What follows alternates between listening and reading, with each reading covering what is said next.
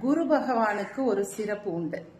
அதாவது தான் எந்த ராசியில கிரகச்சாரம் செய்கிறாரோ அந்த ராசியை விட அவர் பார்க்கும் இடங்களை, அதாவது குரு பகவானுடைய பார்வை பலன்கள் படுகின்ற ராசிகள் தான் அதிகப்படியான நன்மைகளை அடைவாங்க.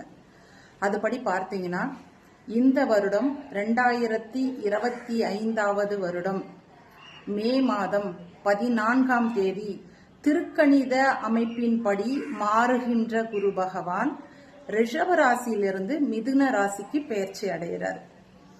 அந்த மிதுன ராசியிலிருந்து குரு பார்க்கக்கூடிய ராசிகள் தனது 5வது இடமான துலாம் ராசியை பார்க்கிறார். தான் இருக்கும் இடத்திலிருந்து 7வது ராசியான தனுசு ராசியை பார்க்கிறார். அதே போல 9வது ராசியான கும்ப ராசியை பார்க்கிறார். அப்போ நேரடியாக லாப